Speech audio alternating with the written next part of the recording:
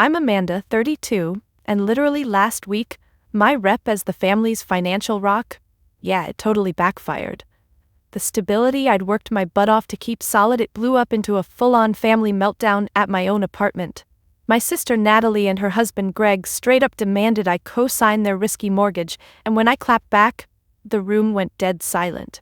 "You just ruined us," Greg yelled, with Natalie staring like I'd betrayed her soul. But here's the tea. Their shade didn't break me, it lit a spark. I'm not just pushing back, I'm about to flip the script and change everything. A quick note, this story is copyrighted by the YouTube channel Guest Stories. Reposting, revoicing, or editing this content without permission constitutes copyright infringement. Thank you for respecting original creative work. Now, back to the story. I've always been the responsible one in our family. The one who balanced checkbooks while others chased dreams or, frankly, disasters. Growing up, I was the kid who saved her allowance in a locked piggy bank, while Natalie spent hers on glittery nail polish before the weekend was out. At 32, I'd built a life I was proud of: decent job as a financial analyst, a cozy one-bedroom apartment in Seattle, and a savings account that didn't make me sweat at night. It wasn't flashy, but it was mine, earned through years of saying no to impulsive splurges and yes to late nights crunching numbers. Meanwhile, Natalie, 2 years younger, lived like she was auditioning for a reality show. She'd leap from one grand plan to another: boutique businesses, yoga retreats, you name it, always expecting a safety net, usually me. Last Friday, I was wiping down my kitchen counter, the scent of lemon cleaner sharp in the air, when my phone buzzed. Natalie's name flashed on the screen and my stomach tightened. She didn't call to chat, she called to ask. This time it was big. She and Greg wanted to buy a house. Not just any house, a sprawling fixer-upper they couldn't afford. The bank wouldn't touch their application without a cosigner, and guess who they picked? Me. I set the sponge down, my fingers curling around the edge of the sink. "Amanda, you're so good with money," Natalie cooed over the phone, her voice sugary enough to make my teeth ache. "It's just a signature. You won't have to pay anything." Greg chimed in, his tone gruff, like he was already annoyed I hadn't said yes. I could picture him, arms crossed, jaw tight, leaning over Natalie's shoulder as they tag-teamed me. I took a breath, staring at the faint coffee ring I hadn't quite scrubbed out. "Let me think about it," I said, which was code for, "I'm not doing this." Co-signing meant I'd be on the hook if they defaulted. And they always default. Natalie's last venture, a candle-making business, tanked in 6 months, leaving me to cover her half of our shared phone bill for a year. Greg, with his spotty job history and a temper that flared when he didn't get his way, wasn't exactly a beacon of reliability either. I ended the call with a vague promise to look at the numbers, but my gut screamed no. My apartment, my sanctuary, felt smaller as I sank onto the couch, the weight of their expectations pressing against my chest. That evening I pulled up the mortgage details they'd emailed, pages of fine print that screamed red flags. The interest rate was brutal, the down payment laughably low, and the house itself, a money pit with a leaky roof and a foundation that probably needed a miracle. I typed out a polite but firm text: "I'm sorry, I can't co-sign. It's too risky for me." My thumb hovered over the send button, heart pounding. I knew what was coming. Natalie would cry, Greg would rage, and somehow, I'd be the villain. I hit send anyway, then set my phone face down, like that could shield me from the fallout. The next morning, my phone was a war zone. Missed calls, voicemails, texts, Natalie's pleas escalating from "please reconsider" to "how could you do this to us?" Greg's messages were worse, laced with accusations. "You're selfish. You're tearing our family apart." I sat at my kitchen table, coffee growing cold, my fingers tracing the grain of the wood. Family. That word used to mean everything to me. Growing up, I'd been the one smoothing over fights, making sure Mom's birthday dinners didn't end in shouting matches. But now, it felt like a trap, a word they wielded to guilt me into carrying their messes. By noon, they were at my door. I hadn't invited them, but there was Natalie, eyes red, clutching her purse like a lifeline, and Greg looming behind her, his knuckles white around a rolled-up magazine. I let them in, my throat tight, hoping we could talk like adults. Big mistake. The second the door closed, Greg started pacing, his boots scuffing my hardwood floor. "You think you're better than us, don't you?" he spat. pointing the magazine at me like a weapon. Natalie stood by the couch, arms crossed, avoiding my eyes. I tried to explain, calmly, logically, why co-signing was a bad idea, but Greg cut me off, his voice rising. "You're sitting pretty in your perfect little life while we're struggling." I stood my ground, hands shaking, but voice steady. "I worked hard for this, Greg. I can't risk it." That's when Natalie finally looked at me, her face crumpling. "You're supposed to help family, Amanda," she whispered, like I'd stabbed her. The air felt thick, suffocating. Greg took a step closer, too close, his breath hot with anger.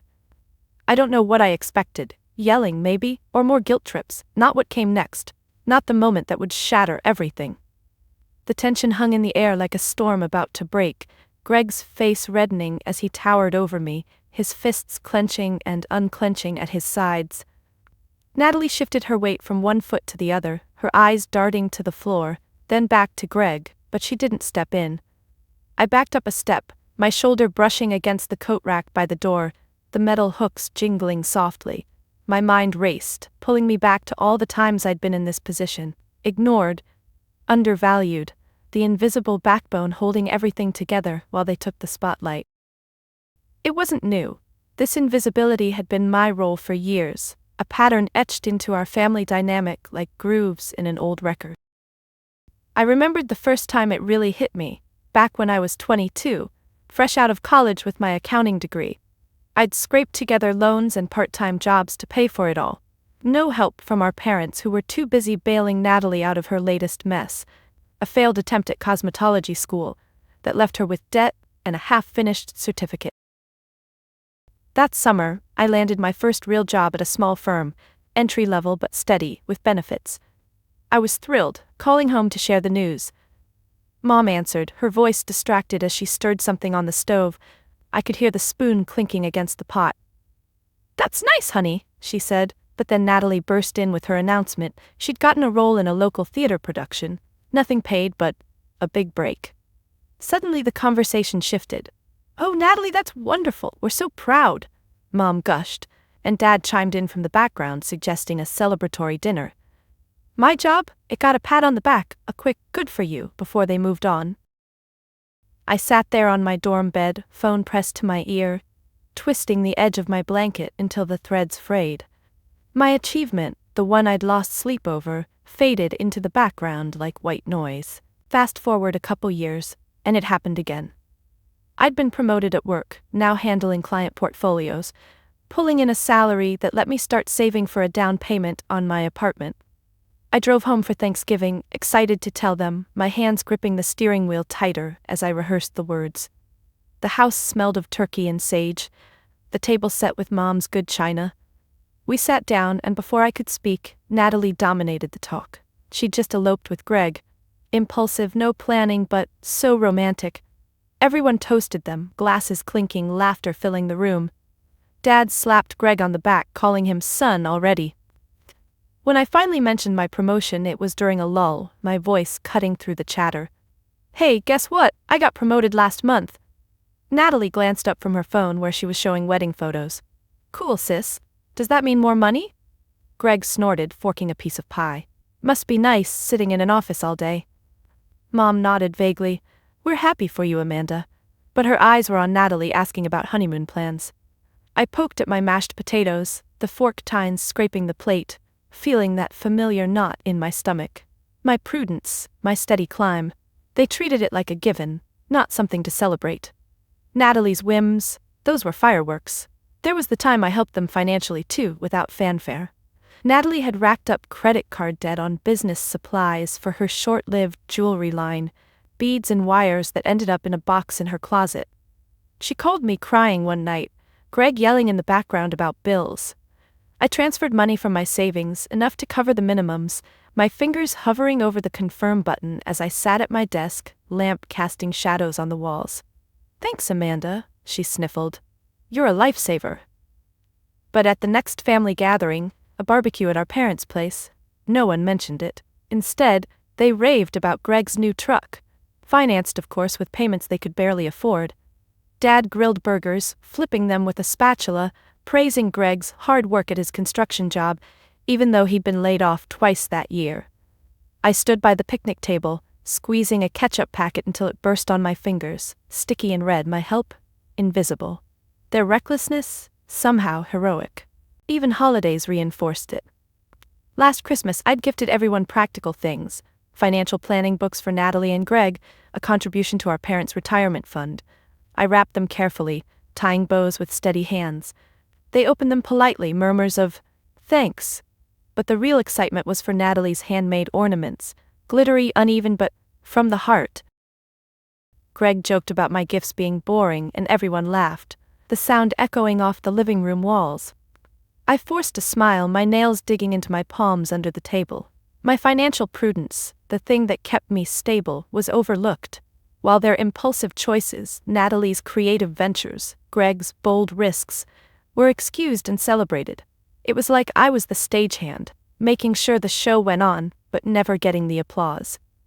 As these memories flooded back, Greg's voice snapped me to the present, louder now, his finger jabbing the air inches from my face. "You owe us this, Amanda. Family helps family." Natalie nodded faintly, her lips pressed thin, but she didn't contradict him. I felt the coat rack dig into my back, the cool metal grounding me. All those years of being invisible had built a wall inside me, one that said enough. But in that moment, with Greg advancing, I didn't know if it would hold. Greg's words echoed in my ears, sharp and demanding, his breath coming in hot bursts as he leaned in closer, the veins in his neck bulging like cords ready to snap. I pressed harder against the coat rack, the hook jabbing into my shoulder blade, a pinpoint of pain that anchored me amid the chaos. Natalie's silence was deafening. She fiddled with the strap of her purse, twisting it around her finger until the leather creaked, her eyes fixed on a spot on the floor as if the rug held all the answers. In that instant, time seemed to stretch, and my mind yanked me away from the confrontation, diving into the memory of the day I finally chose myself. The aha moment that changed everything, even if they never knew the full extent of it. It was about 5 years ago, right after another family crisis where I'd bailed Natalie out yet again. She'd crashed her car joyriding with friends, no insurance because she'd let the policy lapse to fund a spiritual retreat. The repair bill hit like a freight train, and she called me sobbing, begging for a loan. I was at my desk job then, staring at my computer screen, the cursor blinking mockingly on a spreadsheet. My savings were decent, but not endless. Dipping into them meant delaying my own plans, like the certification course I'd been eyeing to advance my career. I wired the money anyway, my mouse clicking send with a finality that left me hollow. That night, alone in my tiny rental apartment, I sat on the edge of my bed, the springs creaking under my weight, and stared at the wall. Cracks spiderwebbed from the corner, a reminder of how fragile things could be. That's when it hit me. The aha, like a slap. I was pouring my stability into their chaos and it was draining me dry. No more. I clenched my fists, nails biting into my palms, and whispered to myself, "Build your own fortress, Amanda. One they can't touch." The struggle started the next morning. I woke up with a headache pounding behind my eyes, but I forced myself to the kitchen, brewing coffee strong enough to jolt me into action. I grabbed a notebook from the drawer, its pages crisp and untouched, and started jotting down a plan. First, boundaries. No more loans without repayment plans. My hand shook as I wrote it, knowing the backlash it would bring. Natalie would cry manipulation. Mom would sigh about family unity. But I pushed through, listing steps to secure my future. I researched side gigs online, my fingers flying over the keyboard, eyes straining against the screen's glare. Freelance financial consulting seemed viable. I had the skills, why not monetize them? The intense part was the grind. For months I worked doubles, office by day, clients by night. I'd come home exhausted, shoulders aching from hunching over my laptop, microwaving ramen because cooking felt like too much effort. There were nights I doubted it all, lying awake staring at the ceiling fan's lazy spin, wondering if I was being selfish like they accused. One particularly brutal evening stands out. I just finished a client call, my voice hoarse from explaining tax strategies, when Natalie texted, "Need $200 for groceries." Greg's check bounced. I sat there, phone in hand, thumb hovering over the reply. My apartment was quiet except for the hum of the fridge, but inside a storm raged. The old me would have sent it immediately, but the new me, the one building something real, typed back, Sorry, can't this time. Let's talk about a budget. Her response was instant fury. Calls I let go to voicemail, messages calling me cold. I curled up on the couch, knees to chest, tears stinging my eyes as guilt clawed at me. Was I breaking our family? But I held firm, wiping my face with my sleeve, and dove back into work. That rejection fueled me. I signed up for that certification course, paying with my freelance earnings. Studying was hell, flashcards scattered on my table, highlighters drying out as I pored over modules until my vision blurred. Friends invited me out, but I declined, isolation wrapping around me like a blanket. The struggle wasn't just financial, it was emotional, fighting the ingrained urge to fix everything for them. Slowly the pieces came together. My freelance client list grew. Small businesses needing bookkeeping, individuals wanting investment advice. I saved every extra dollar, watching my bank balance climb like a slow but steady heartbeat on a monitor. By year 2, I'd squirreled away enough for a down payment on this apartment. The day I signed the papers, alone in the realtor's office, pen scratching across the forms, a rush hit me. This was mine. No co-signers, no bailouts. I walked through the empty rooms that first night, footsteps echoing on the bare floors, running my hand along the walls. It wasn't luxurious. A basic kitchen, a bedroom that fit my bed and dresser, but it symbolized freedom. I built boundaries too. Polite but firm no's to their requests, redirecting conversations away from money. They noticed, of course. Natalie pouted at gatherings, Greg grumbled about uppity sisters, but I tuned it out, focusing on my growth. The massive success came quietly, without fanfare. Last year, my freelance turned into a full side business. I quit my day job, going independent. Clients referred others, and suddenly I was earning more than ever, advising on mortgages, ironically enough. Helping people avoid the pitfalls Natalie and Greg dove into headfirst. I invested wisely, building a portfolio that grew steadily. My life stabilized, emergency fund solid, retirement on track, even a small vacation fund. But I kept it hidden, not out of malice, but protection. At family events, I'd downplay it. Work's fine, while they boasted about their latest schemes. Inside, though, I glowed. This was my secret project. A secure life, boundaries like steel walls. They never appreciated it, seeing my caution as stinginess, but it saved me from debt, from resentment, from losing myself. Back in the present, Greg's advance snapped the memory shut. His hand shot out, grabbing my arm, fingers digging in like vices. "You're doing this, Amanda?" he snarled, shaking me. Pain flared, but it was nothing compared to the fire igniting inside, the one born from that aha years ago.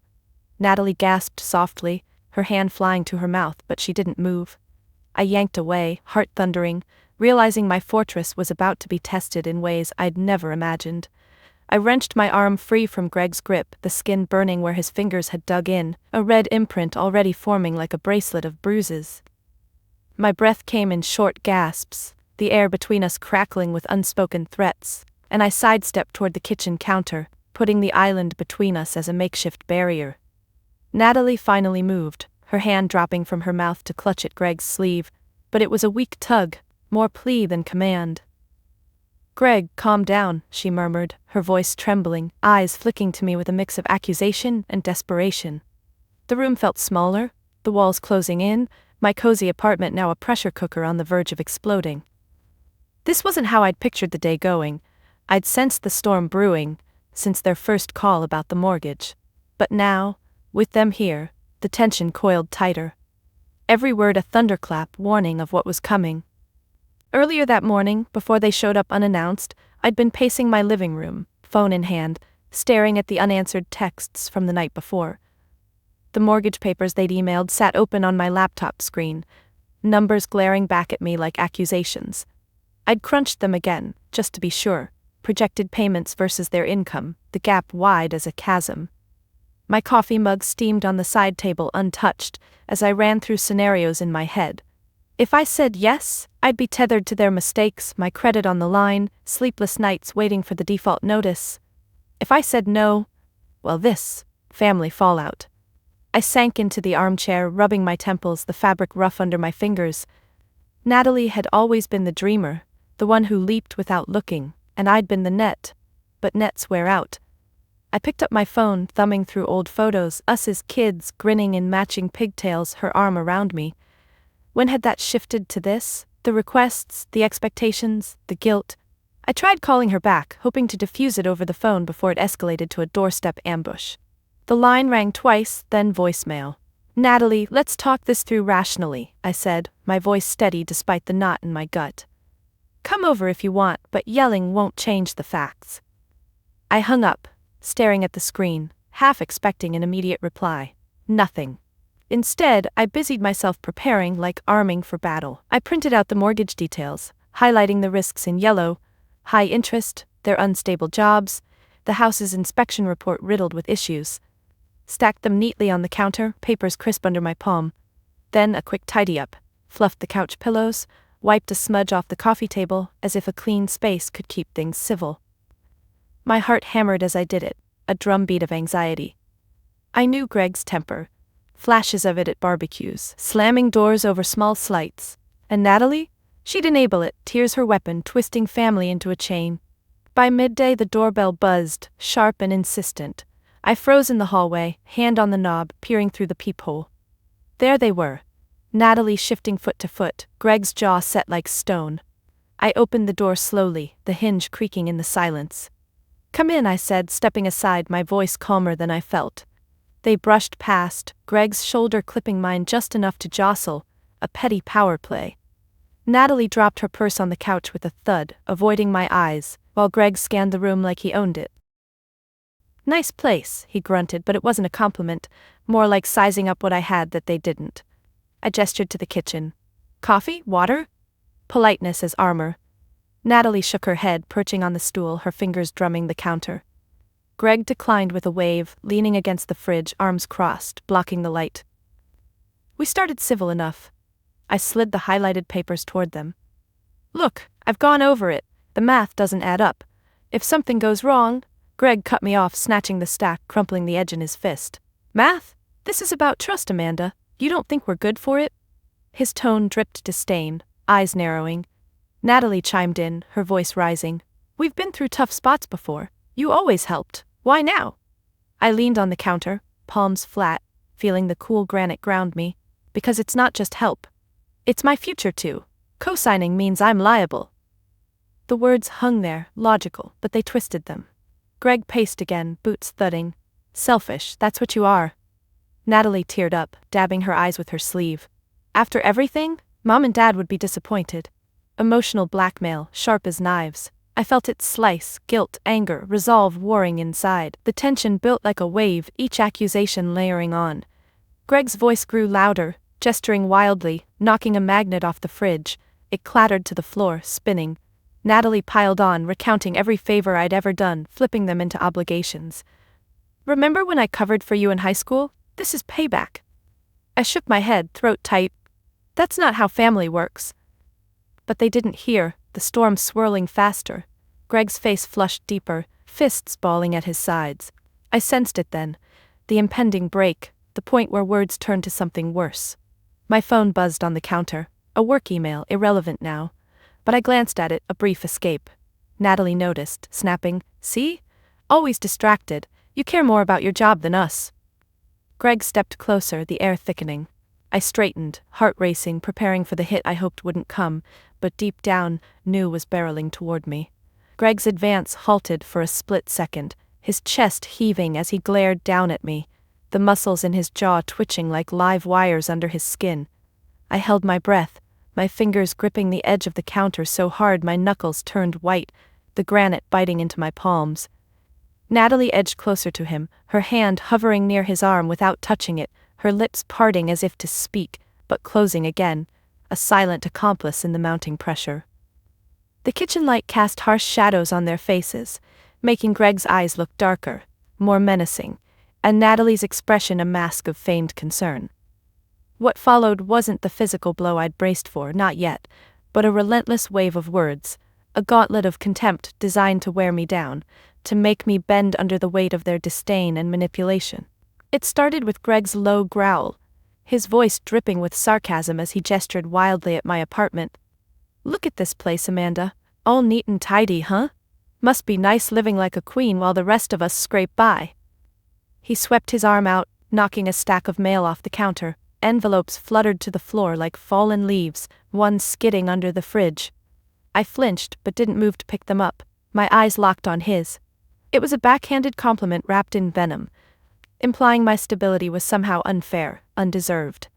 Natalie jumped in, her tone sweeter but no less cutting, leaning forward on her stool with her elbows on the counter. Yeah, sis, you've always been so organized. Remember how you used to alphabetize your books as a kid? Cute. But now, it's like you're too good for the messiness of real life. She tilted her head, forcing a smile that didn't reach her eyes, her fingers tracing circles on the granite, leaving faint smudges.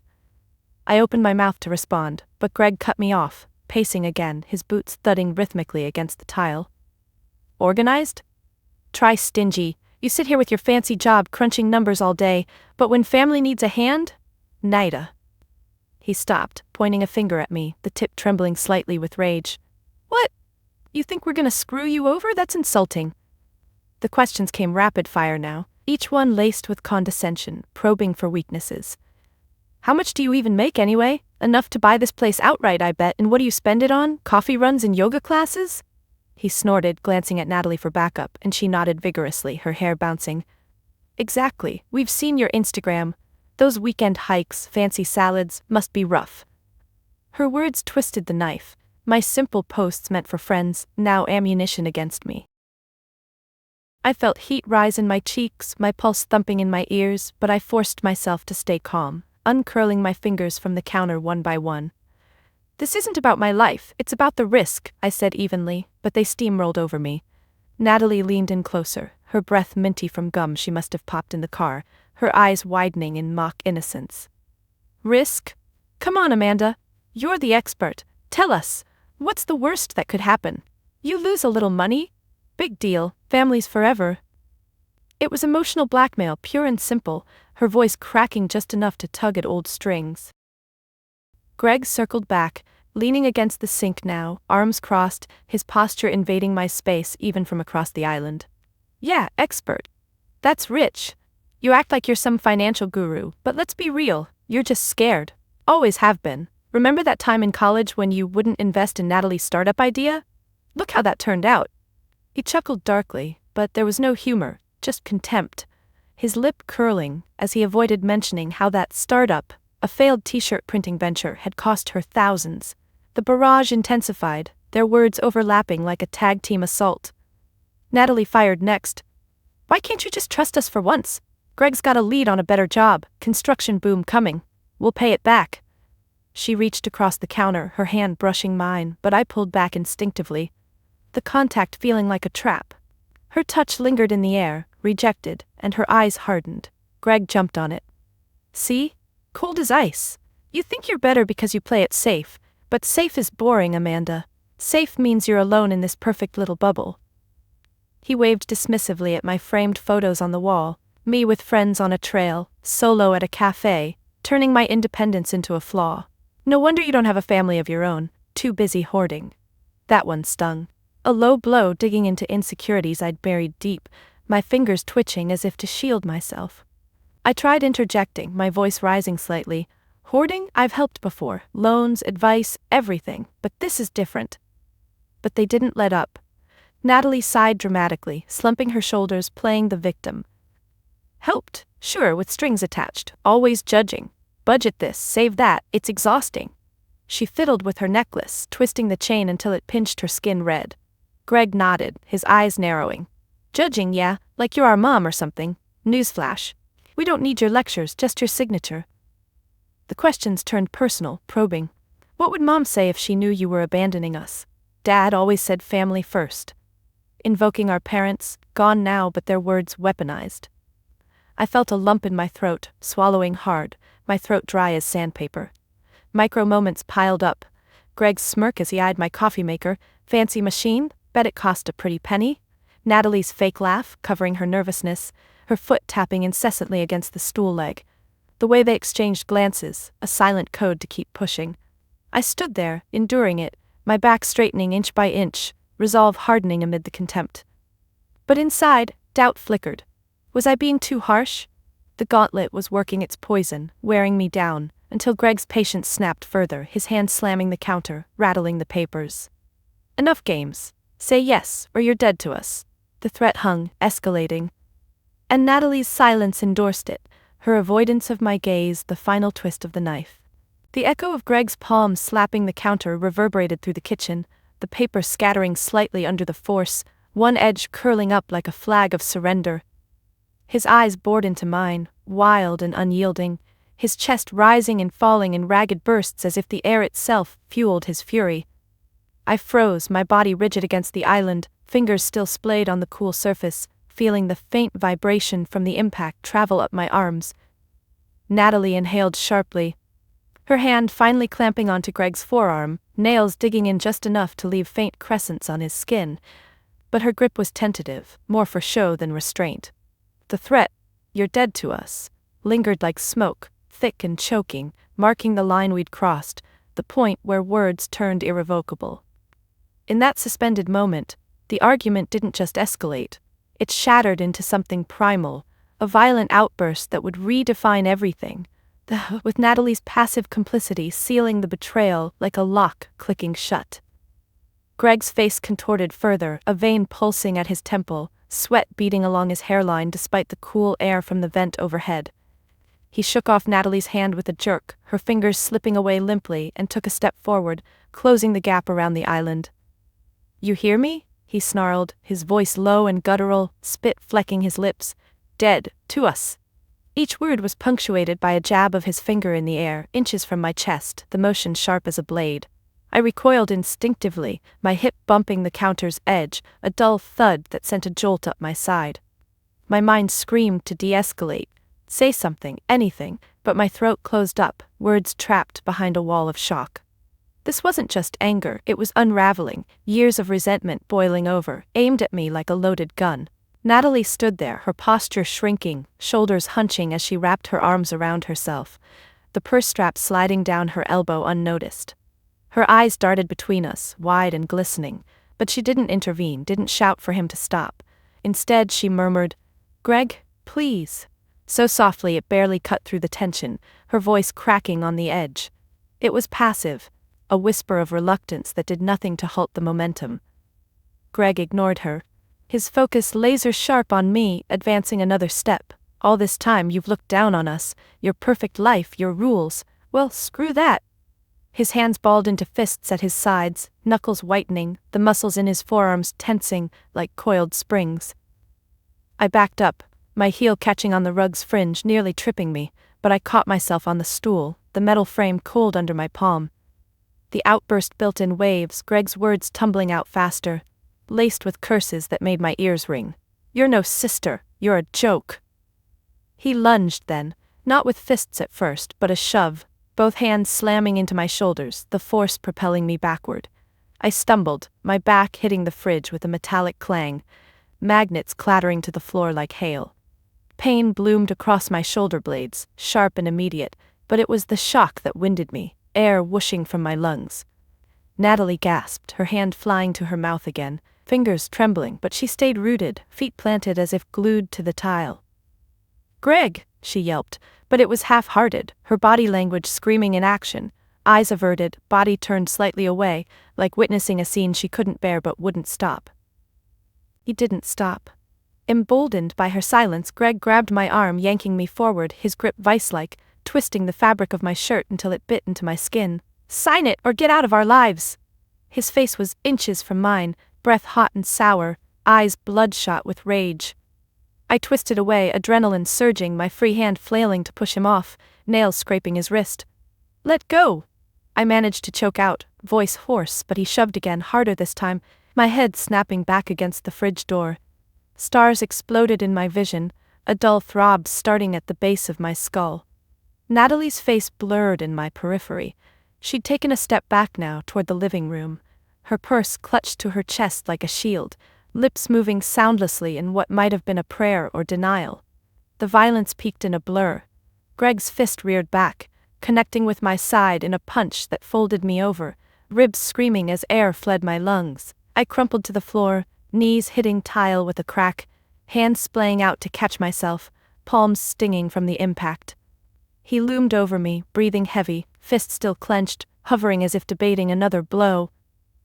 "That's what you get," he spat, voice ragged, wiping his mouth with the back of his hand. Natalie finally moved then, but not to help me. She tugged at his sleeve, pulling him toward the door, her whispers urgent. "We have to go, now." Her eyes met mine for a fleeting second, filled with something, regret, fear. But she looked away, complicit in the retreat. They were disowning me, not with words alone, but with this act, severing ties in blood and bruises. I lay there, curled on the cold floor, breaths shallow and pained, watching through tears as they grabbed their things. Greg snatched the mortgage papers, crumpling them into his pocket, a final theft. Natalie hesitated at the door, her hand on the knob, knuckles white, but she didn't turn back, didn't apologize. The door slammed shut behind them, the sound echoing like a gavel, pronouncing the verdict. Outcast, betrayed, alone. Pain radiated from my side, each inhale a knife, but deeper was the ache of her passivity. Watching, doing nothing, choosing him over me. Family shattered in that moment, the pieces sharp enough to cut forever. The door's slam still vibrated in my ears, a final punctuation to the chaos, leaving the apartment in eerie silence broken only by my ragged breaths, each one sending fresh spikes of pain through my ribs. I lay there on the tile, curled into myself, one hand pressed against my side where Greg's punch had landed, feeling the warmth of what would become a massive bruise spreading under my skin. My vision blurred with tears, the floor cold against my cheek. And I could taste blood from where I'd bitten my lip on the way down. Natalie's face flashed in my mind, her hesitation, the way she'd pulled him away not to protect me, but to escape the scene. Betrayal burned hotter than the physical hurt, a deep ache that made my stomach churn. But amid the haze, a spark ignited. Survival. I couldn't stay here like this, broken on the floor. With trembling fingers, I fumbled for my phone, which had skittered under the counter during the scuffle, my nails scraping the tile as I reached for it. This call, the one to emergency services, would change everything, pulling me from victim to fighter, the turning point where I chose justice over silence. My hand closed around the phone, the screen cracked from the impact but still functional, lighting up with a soft glow that cast shadows on the scattered papers nearby. I wiped my eyes with the back of my sleeve, smearing mascara, and propped myself up on one elbow, wincing as fire lanced through my torso. Breathing shallow to avoid the pain, I dialed 911. My thumb shaking so badly I had to correct a mispress. The line connected after 2 rings, a calm voice on the other end. 911, what's your emergency? I swallowed, my throat raw, and forced the words out. I've been assaulted. In my home, my brother-in-law, he hit me. I think my ribs are broken. Saying it aloud made it real, the admission hanging in the air like an echo. The operator's tone shifted to efficient urgency, asking for my address, which I rattled off between gasps, my free hand clutching my side as if to hold myself together. As she dispatched help, she kept me on the line, her voice a lifeline in the quiet apartment. "Stay with me, ma'am. Are you alone now? Is the assailant still there?" I glanced at the door, half expecting them to burst back in, but it remained shut, the lock engaged automatically. "They're gone. My sister. She was here, but she left with him." The words tasted bitter, Natalie's complicity replaying, her hand on his arm, pulling him out, not stopping him. The operator asked about injuries. "Can you describe the pain? Any bleeding?" I probed gently, hissing at the tenderness. "Bruising on my side. Head hurts from hitting the fridge. No blood, I think." My fingers came away clean, but the throb in my skull suggested a concussion, vision still spotty at the edges. She instructed me not to move much, to unlock the door if I could. I crawled toward it, knees dragging on the floor, each inch agony, my breath coming in whimpers. Reaching up, I twisted the deadbolt, the click loud in the stillness, then slumped against the wall, phone pressed to my ear. Waiting felt eternal, minutes stretching as adrenaline ebbed, leaving exhaustion and shock in its wake. My mind raced despite the fog, flashes of Greg's fist, Natalie's averted eyes, the mortgage papers he'd taken, a petty final jab. Why hadn't she stopped him? We'd shared a womb, secrets, laughter. Now this. Tears streamed down my face, hot and unchecked, dripping onto my shirt. The operator's voice pulled me back. "Help is 2 minutes out. Deep breaths if you can." I tried, but each inhale stabbed, so I focused on the clock on the wall, ticking indifferently. Sirens wailed in the distance, growing louder, a symphony of rescue that made my chest tighten with relief and fear. What came next? Police, questions, the unraveling of family ties. The knock came firm but not aggressive. "Paramedics," I called out weakly. "It's open." The door swung in, 2 EMTs entering, bags slung over shoulders, faces professional masks of concern. The first, a woman with short hair and kind eyes, knelt beside me, her gloved hands gentle as she assessed. "I'm Sarah. Can you tell me what happened?" I recounted it haltingly, her partner, a burly guy named Mike, checking vitals, wrapping a blood pressure cuff around my arm, the Velcro rasping. Sarah palpated my side, her touch light but eliciting a yelp from me. "Possible fractured ribs. Head injury too. Pupils equal, but we'll get you to the ER." They helped me onto a stretcher, Mike steadying my shoulders while Sarah secured straps, the fabric snug but not binding. As they wheeled me out, neighbors peeked from doorways, whispers following like shadows, but I kept my eyes forward, chin up despite the humiliation. In the ambulance, sirens blaring again. Sarah started an IV, the needle prick barely registering amid the bigger pains. "You're doing great," she said, patting my hand, her ring catching the light. I nodded, phone clutched in my lap. I'd grabbed it on the way out. A text buzzed. "Natalie, are you okay? Greg didn't mean it." Rage flared, but I ignored it, pocketing the device. At the ER, chaos enveloped me. Bright lights, beeps, nurses hustling. They transferred me to a bed, curtains drawn for privacy. A doctor, Dr. Ramirez, his badge read, examining me efficiently. X-rays confirmed 2 cracked ribs, a mild concussion, bruises galore. "You'll heal, but rest is key," he said, scribbling notes, his pen scratching paper. Pain meds dulled the edges, a warm fog settling, but clarity hit. This was evidence. Police arrived next, 2 officers, notebooks out. I gave my statement, voice steadier now, detailing the argument, the assault, Natalie's role. "She watched," I said, the words heavy. They nodded, one snapping photos of my injuries, the flash stark. As they left, promising follow-up, a nurse adjusted my pillow, her touch maternal. "You've got this." Alone then, in the dim room, monitors humming, I felt the shift. The call had summoned not just help but a path to justice. No more invisibility, I'd fight back, preserve myself. The turning point pulsed like a heartbeat, from shattered to resolute. The hospital room's fluorescent lights buzzed overhead, a constant hum that matched the dull throb in my head, the pain meds weaving a foggy veil over everything, but not dulling the resolve hardening in my chest. I shifted on the stiff bed, the sheets rustling softly, my bandaged ribs protesting with a sharp twinge that made me grit my teeth. The police officers had just left, their notebooks tucked away, promises of an investigation hanging in the air like unfinished business. Dr. Ramirez popped in one last time, clipboard in hand, his pen clicking as he signed off on discharge papers. "Take it easy, Amanda. Follow up in a week." I nodded, clutching the folder of medical reports. X-rays showing the cracks in my ribs, photos of bruises blooming purple and yellow across my skin. Evidence. As I dressed slowly, pulling on my shirt with careful movements to avoid aggravating the injuries, my phone buzzed again. Another text from Natalie. "We need to talk. This is getting out of hand." Out of hand?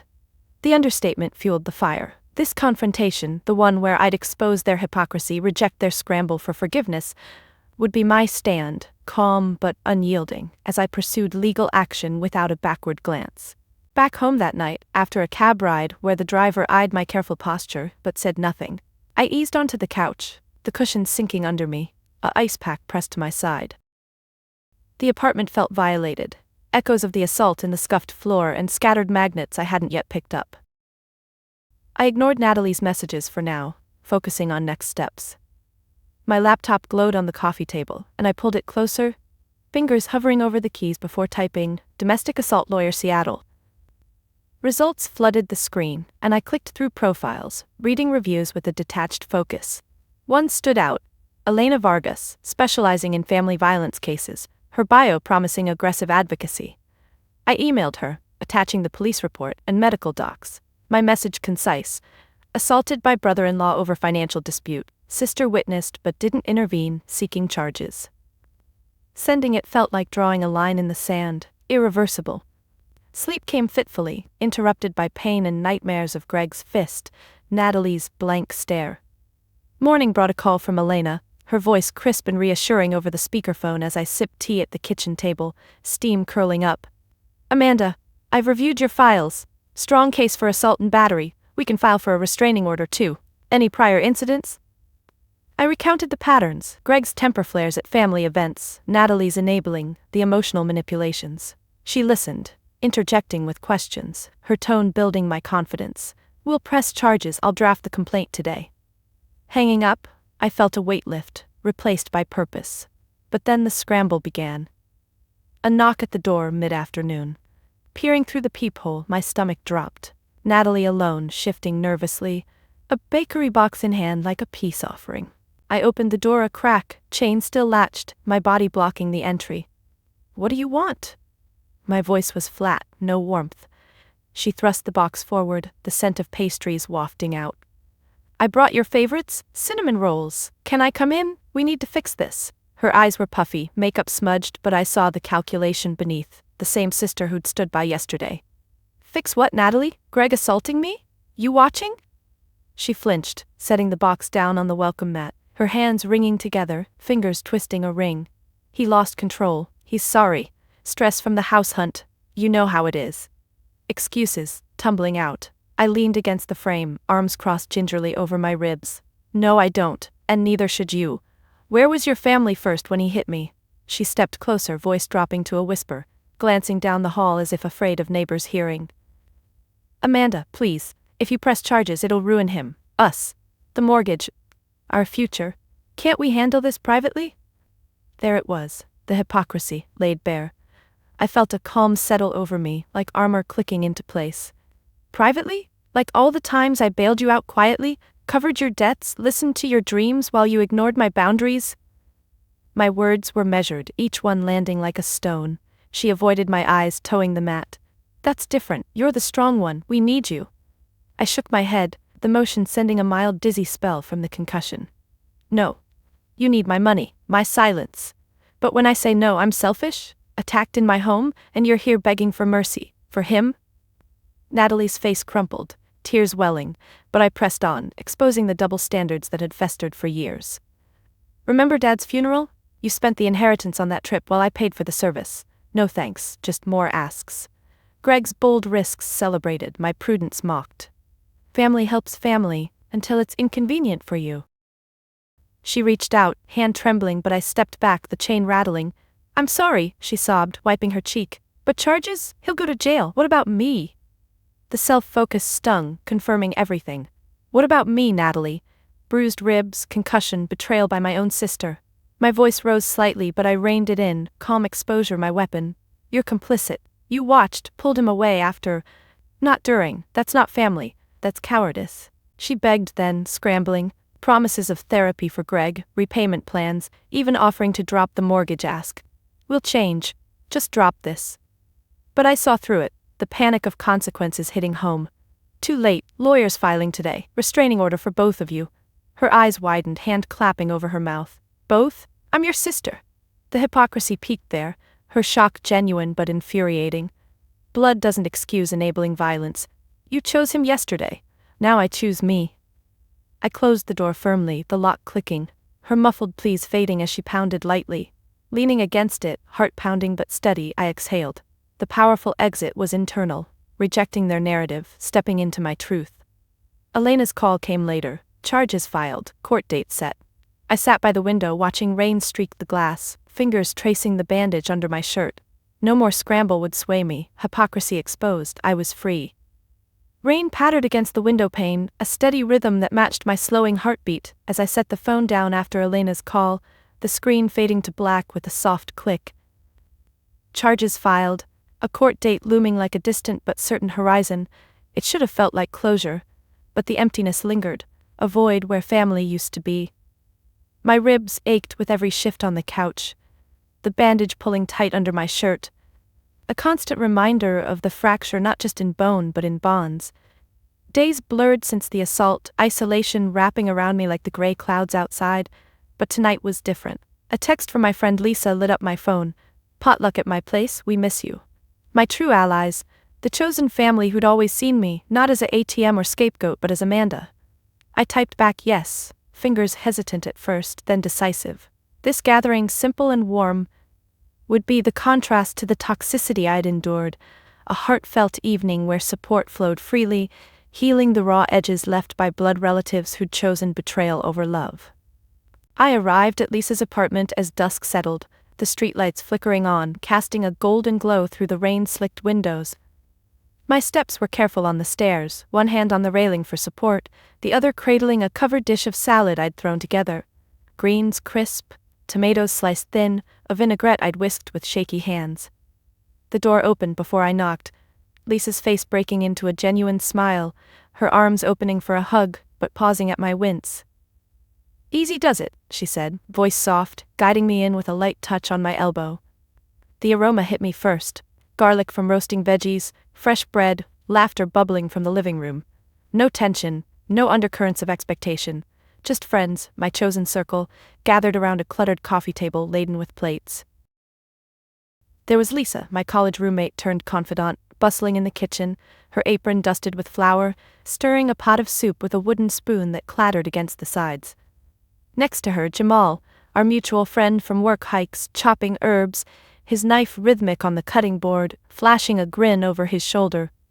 "Amanda's here, the party's official."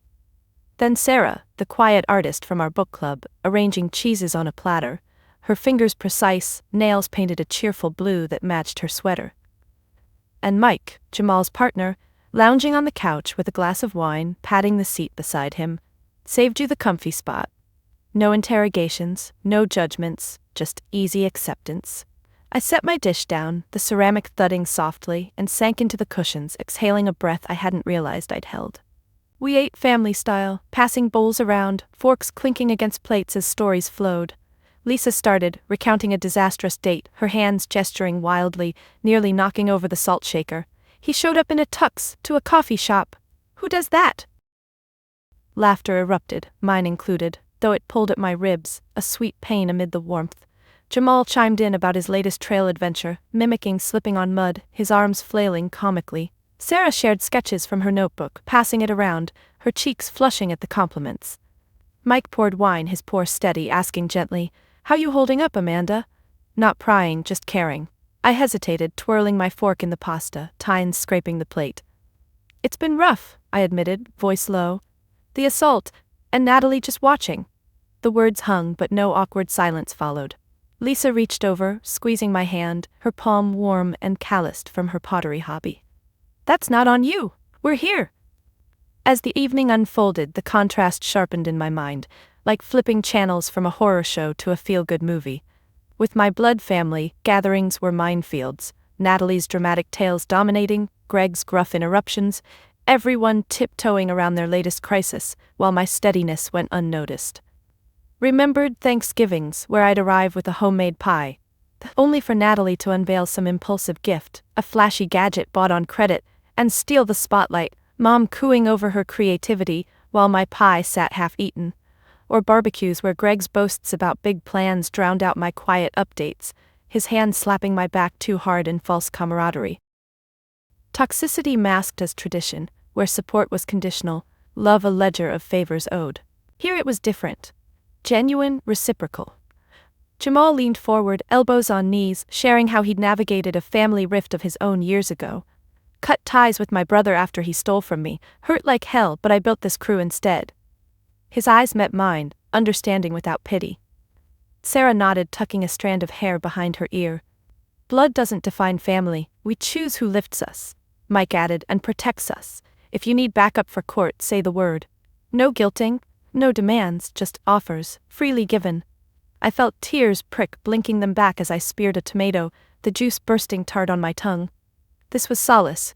Laughter lines crinkling around eyes, shoulders brushing in easy proximity, the clink of glasses in a toast to better days. We moved to games after dinner, a silly card one where mismatches led to forfeits like singing off-key. Lisa belted a tune, voice cracking hilariously, her hands on hips in mock diva pose. I drew a card, managing a soft chuckle that didn't hurt too much.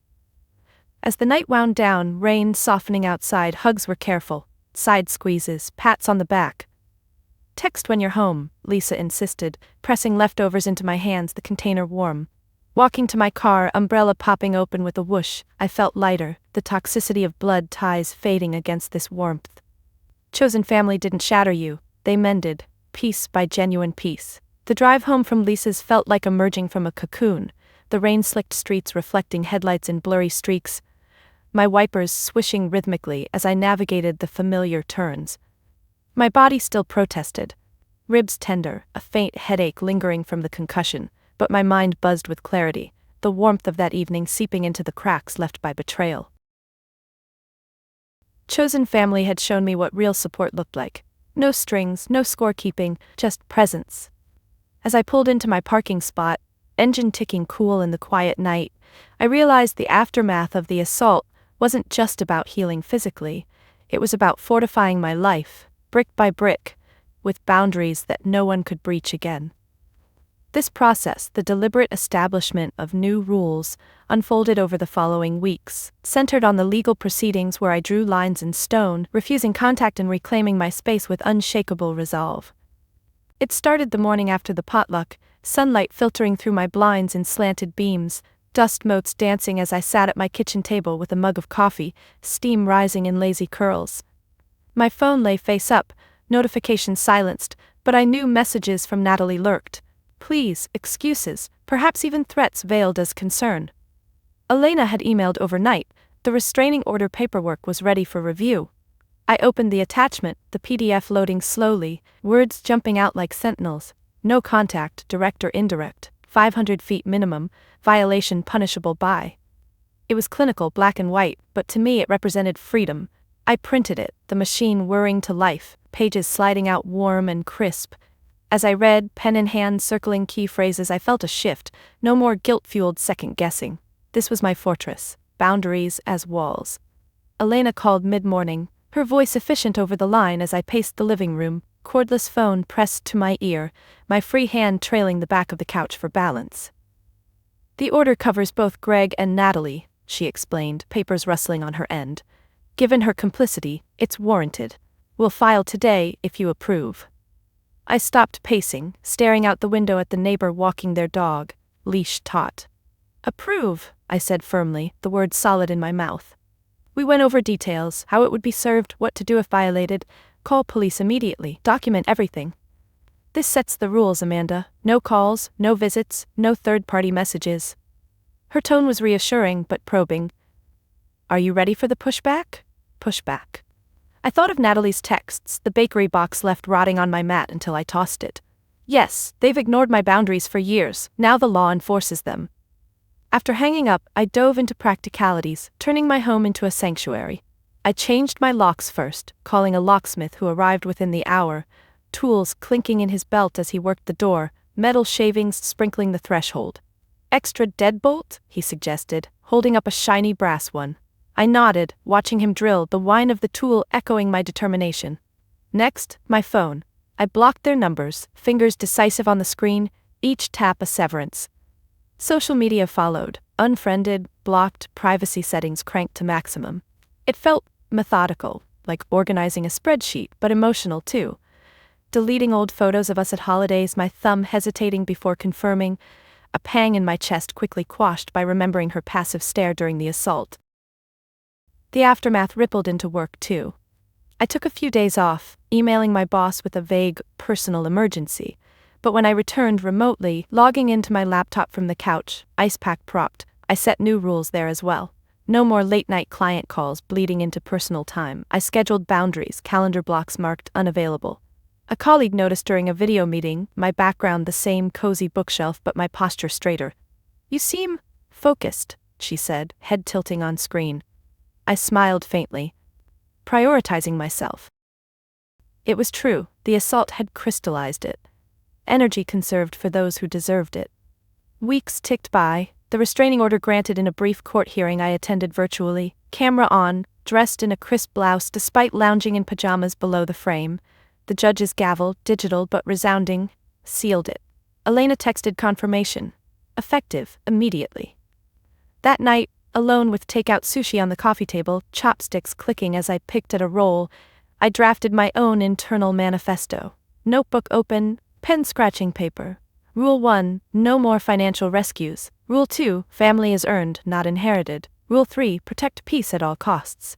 It was simple, but writing it grounded me, the ink bleeding slightly on the page. Pushback came as Elena predicted. A mutual aunt called, voice quavering over the phone I'd forgotten to block. "Amanda, this is extreme. Natalie's devastated." I gripped the receiver, knuckles whitening. Devastated. She watched him hurt me. Silence, then excuses. "Greg's getting help. Can't you forgive? Forgiveness without accountability? No. The order stands. Please don't contact me about this." I hung up, heart racing but steady. Blocked her too. Then an email from an unknown address, likely Greg's burner. "You'll regret this." I forwarded it to Elena, who added it to the file. "Violation attempt," she replied. Each incident reinforced my walls, mortar hardening.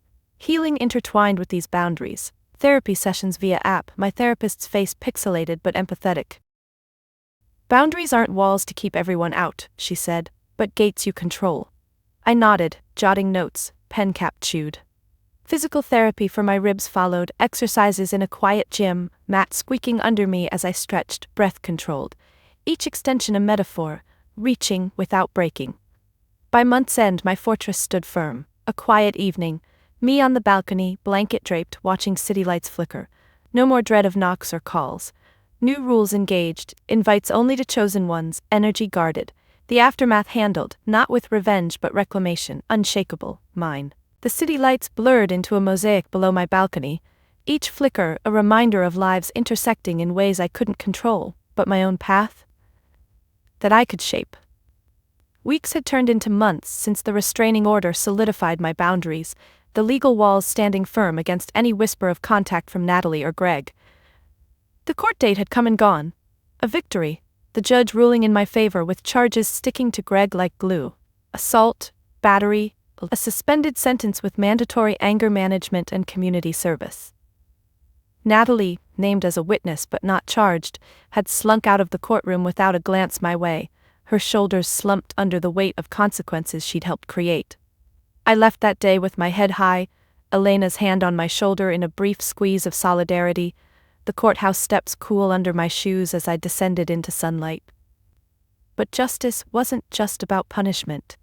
It was fuel. With the ruling sealed, I channeled the raw energy of my experience, the pain, the betrayal, into something bigger. Advocating for women facing similar shadows, transforming my personal scars into a beacon for others, reclaiming not just my life, but the very concept of legacy on terms that honored strength over blood. It began quietly, in the glow of my laptop screen one evening, the cursor blinking expectantly as I drafted my first blog post. I'd always been good with words in reports and emails, but this was different, vulnerable, raw. Fingers hovering over the keys, I typed the title, "When Family Becomes the Enemy, Setting Boundaries Against Domestic Betrayal."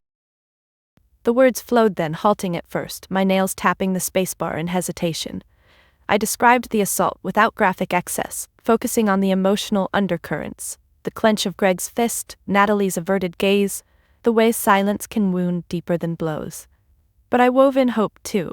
The call to 911, the support from friends, the legal fight. "Boundaries aren't selfish," I wrote, pausing to sip tea, the mug warm in my hands, steam fogging my glasses. "They're survival." Posting it felt like leaping off a cliff. I hit publish, heart thudding, then closed the laptop with a soft click, staring at the dark screen reflecting my face, determined, a little scared. The response trickled in overnight, notifications pinging as I lay in bed, the ceiling fan whirring above. By morning, comments flooded. "This is my story too," from a woman in Ohio whose brother had manipulated her finances. "Thank you for speaking out," from another who'd escaped an abusive marriage. I scrolled through them at the kitchen table, coffee cooling beside me, my spoon stirring absent-mindedly, clinking against the ceramic. It hit me then, this wasn't just catharsis. It was impact. I replied to each, fingers flying, offering resources, hotlines, legal aid sites, books on financial independence. One commenter asked for advice on co-signing risks, and I detailed the pitfalls, drawing from my analyst background, my voice in text, steady and empowering. Momentum built from there. A local women's shelter reached out via email, their director Maria praising the post. "Would you speak at our next workshop?" I read it twice, hand over my mouth, the screen's light casting shadows on the wall. Speaking? Publicly? Doubt crept in. my voice shaking, reliving the trauma. But I thought of Natalie, how her passivity had enabled destruction, and typed back yes. The workshop was in a community center, folding chairs arranged in a circle, the air smelling of fresh coffee and donuts from a side table. I arrived early, smoothing my blouse, fingers twisting the hem as Maria greeted me with a firm handshake, her rings cool against my palm. The room filled with women of all ages, some with bruises fading like mine had, others with wary eyes hiding deeper scars. I stood at the front, notes clutched in sweaty hands, the paper crinkling. "Hi, I'm Amanda," I started, voice wavering but gaining strength. "I refused to co-sign a mortgage for my sister and her husband. It ended with him assaulting me while she watched." Gasps rippled, chairs creaking as bodies shifted. I delved deeper, describing micro-moments, Greg's advancing steps, my back against the fridge, the punch that cracked ribs. But I pivoted to empowerment. I pressed charges, got a restraining order, and rebuilt. You can too. I shared tips, document everything, seek free legal clinics, build emergency funds. One woman raised her hand, trembling, nails bitten short. "How do you forgive?" I paused, folding my notes carefully. "Forgiveness isn't mandatory. Focus on your healing first." Nods around the room, a few wiping eyes with sleeves. Afterward, they approached, hugs careful around my still tender side, stories whispered like confessions. A young mom detailed her ex's financial control, her voice cracking. I listened, nodding, slipping her Elena's card from my purse, the edges slightly bent. Maria pulled me aside later as chairs stacked with metallic clangs. "You're a natural. Want to make this regular?" I agreed, the decision settling like rightness in my bones. From there, it snowballed. Podcasts, invitations, where I spoke into a mic, headphones snug, recounting the journey with pauses for emphasis. Online forums where I moderated discussions on boundaries, typing responses late into the night, keyboard clicks echoing in the quiet apartment. Reclaiming legacy meant twisting the family name, once tied to Natalie's chaos, into something positive. Our parents had left a modest inheritance. I'd invested mine wisely, growing it. Now I donated portions to shelters, with my checks signed with a flourish, the pen gliding smoothly. At one event, a gala fundraiser, I stood on stage in a simple dress, spotlight warm on my skin, announcing a scholarship in my name for women pursuing financial literacy courses. Applause thundered, hands clapping in waves, but it was the quiet thanks afterward, a survivor gripping my arm, eyes shining, that mattered. Through it all, pain transformed. The assault's echo in my ribs became a drive to prevent others. I ended sessions with, "Your worth isn't in what you give, it's in who you are." Micro-actions accumulated, emails sent, hands held, resources shared, building a platform from ashes, legacy reclaimed, not inherited but forged in advocacy's fire. The courtroom's echo had long faded. The judge's gavel, a distant memory now etched into my journey like a scar that no longer ached. But the true culmination came not in legal victories or public advocacy, but in a quiet moment of introspection that washed over me one crisp autumn evening. Months after the ruling, with my blog gaining followers and workshops filling up, I found myself alone on a hiking trail I'd frequented with friends, the same one from my Instagram posts that Natalie had once mocked as fancy. The path wound through evergreens, needles crunching under my boots, the air sharp with pine and earth after a light rain. My ribs had healed fully by then, no twinge with each step, but the emotional weight I'd carried lingered like a backpack I hadn't yet set down. This hike, solitary and deliberate, became the space for my final reflection, a deep internal realization where I confronted the fragments of my old self, piecing them into a whole defined not by family expectations or betrayals, but by an intrinsic worth that bloomed from within, leading to a profound peace I'd never known. I started early, the trailhead empty save for my car in the lot, gravel shifting as I locked it with a beep that echoed softly. Slinging my pack over one shoulder, water bottle clinking against snacks, I set out. The incline gentle at first, my breath visible in puffs against the cool air. Leaves rustled overhead, a canopy of gold and red filtering sunlight in dappled patterns on the dirt path. With each stride, memories surfaced unbidden, not as assaults but as gentle waves lapping at the shore of my mind. I thought of childhood, Natalie and I racing through parks, her laughter trailing like wind chimes, me always the one to stop and check for scrapes. How that dynamic persisted, me fixing, her breaking, until it culminated in that fateful day in my kitchen, Greg's fist connecting, her eyes averted. My boot caught a root then, jolting me, but I steadied, hand brushing bark rough under my palm. Why had I clung to that roll? The question hung unanswered at first.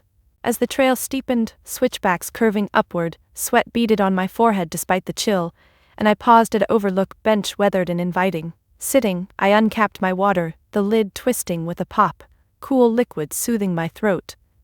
Below, the city sprawled like a miniature model, buildings tiny against the horizon.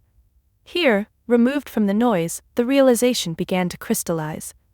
My worth wasn't in the stability I'd built for others, the bailouts or the silent support. It was internal, a core that had always been there, resilient even when ignored. I traced a finger along the bench's grain, wood splintered in places, thinking of how I'd measured myself by family approval. Natalie's nods, parents' pride in her flair over my steadiness, but that metric was flawed, external and fickle. The assault had stripped it away, forcing me to see I was worthy because I chose integrity, boundaries, growth. Not despite the pain, but through it.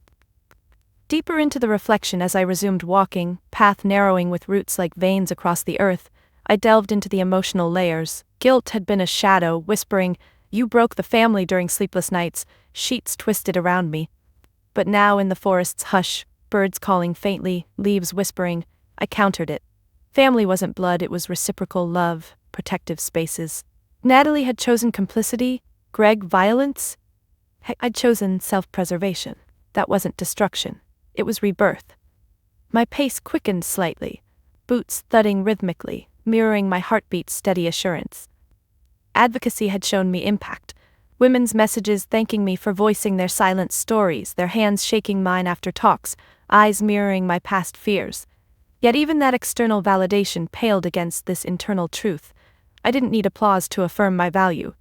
It radiated from decisions like refusing the cosign, pressing charges, building walls that let in only light. A stream crossed the trail midway, water gurgling over rocks, and I knelt to splash my face, droplets cold and invigorating, running down my chin to soak my collar. Staring at my reflection in a pool, rippled but clear, I saw not the responsible one or the victim, but Amanda, 32, scarred but whole, eyes bright with self-acceptance. The realization peaked there, a quiet epiphany. Peace came from redefining family on my terms. Chosen bonds with Lisa, Jamal, others who celebrated my prudence as strength, not stinginess. Blood ties? They'd taught me what family shouldn't be. Manipulative, conditional. Letting go wasn't loss, it was liberation. I stood, wiping my hands on my jeans, fabric rough, and continued upward, the summit nearing. At the top, vista opening wide, mountains rolling into distance, sky vast and blue. I sat on a boulder, wind tussling my hair, tugging at strands. Unzipping my pack, I pulled out a journal, pages fluttering, and jotted thoughts. Worth is internal, peace is claiming it. The pen scratched softly, ink flowing freely. No more chasing approval, I validated myself through actions, hikes alone, workshops led, life lived authentically. As sun warmed my skin, a profound calm settled, like fog lifting to reveal clear paths. The betrayal's sting faded, replaced by gratitude for the spark it ignited. Family redefined. Love with boundaries, self first. Descending, trail easier downhill, muscles loosening, I felt lighter, steps sure. Home awaited, but this reflection had anchored me. True peace, self-sourced, unbreakable. The wind down settled over me like the fading light of that hike, a gentle close to a storm I'd weathered. Looking back, refusing that cosign wasn't just about money, it was standing up for myself in a world that often demands women give endlessly. The assault shattered illusions, but rebuilding showed me resilience I didn't know I had. Now, advocating for others, I see echoes of my story in so many, and it fuels me to keep going. So what do you think? Did I set boundaries too late? Or just in time?